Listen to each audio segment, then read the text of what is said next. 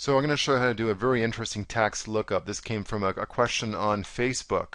All right, so here we have a tax table, right? We have, in the end, this is our goal, to get this value here. But you see how we have the letter D, and I've done some conditional formatting. If I change this, it's going to change the one that's highlighted, but we have a D here. So we want to find this value, okay?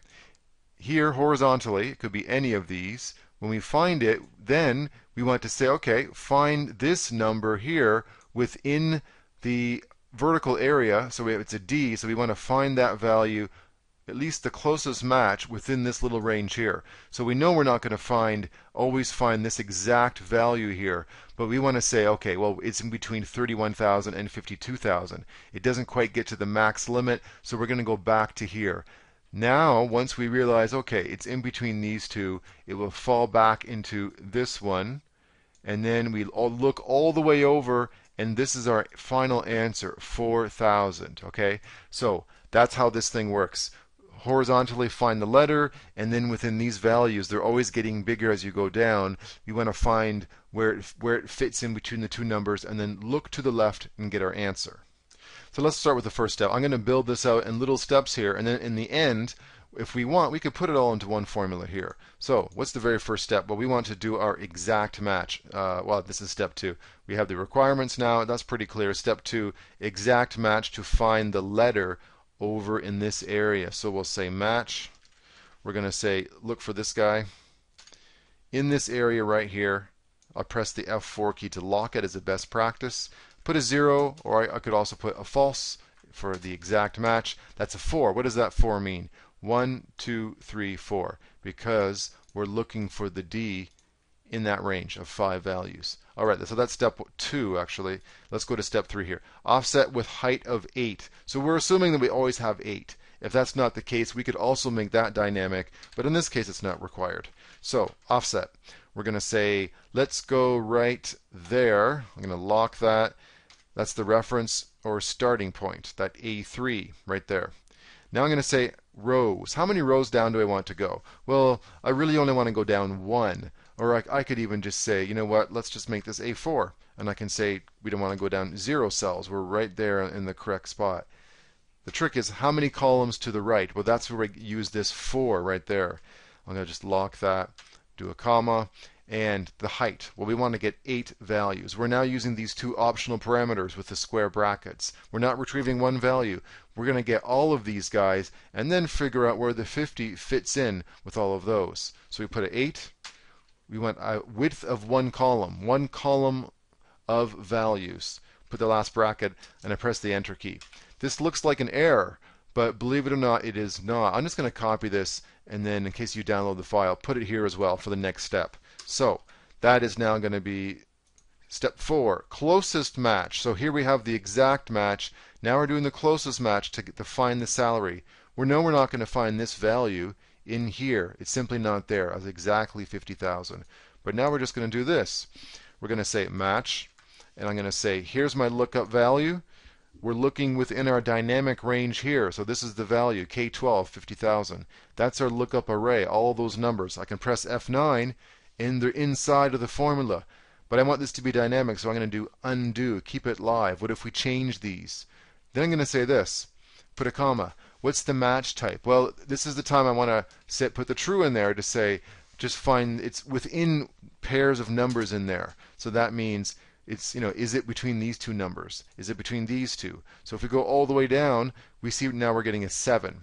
So that means it's in between the last two. Not quite 52,000, so it falls back to here. That's a 7. If I go like this and I look at how many do I have selected? Look in the name box here. It says up here once I go like this, 7 rows times 1 column. So now we know it's a 7. We know it's in between these two, falling back to here. This is when we look to the left again, and that's our 4,000, right? That's the final answer, the 4,000 right there. So now let's do one last thing. We'll take this and we will say, okay, copy that. We're going to go just paste it so that the final step you'll see. And you know what? I could use offset or index. Let's use index and say, well, out of those values, I'm going to want one of them. Which one do I want? Do all of this, press F9. It's the seventh one. 1, 2, 3, 4, 5, 6, 7. Sure enough, it's the 4,000. So we go like this, we press enter. And I'm going to take this and put it in here. Press enter. Now, it's still referring to this one over here. If we want this to be a standalone formula, well, I need to get K17. See how this refers to K17? Everything else in here is fine, but it's still referring to that little guy there. So I'm going to come in here, copy it, go inside of here for the K17. Oops, this guy right there. I'm going to paste it, and I'm going to get rid of the equal sign. Press enter. So there we have our 4,000. Now, here's something that we just cannot forget. We have to double check our results, and there's two different things we have to double check. First of all, if I change this, let's change it to the letter, I don't know, B, and change 50,000. We're going to change that to 6,800. So even without looking at the answer, B, 6,800, it falls in between here, doesn't reach this level, it goes to there. That's our answer, 10. Sure enough, there it is. All right, that's good. Now, what's the other thing? Well, when we're entering this data, it is so easy to make a mistake, and see, this has to be always getting bigger as we go down. But what if one of these numbers was off? It could actually destroy the answer. So here is a formula that I created that will check everything. I'll just take this. Let's put it way up here. Put it right there. All right, I'm going to paste it. Oh, that steps. Let's just put it right. Let's say right there. Okay, good enough.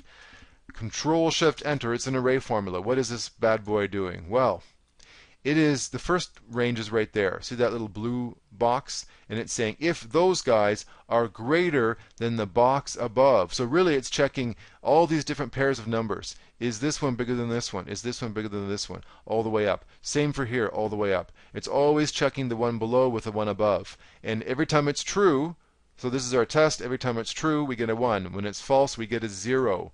Or we could put a blank as well.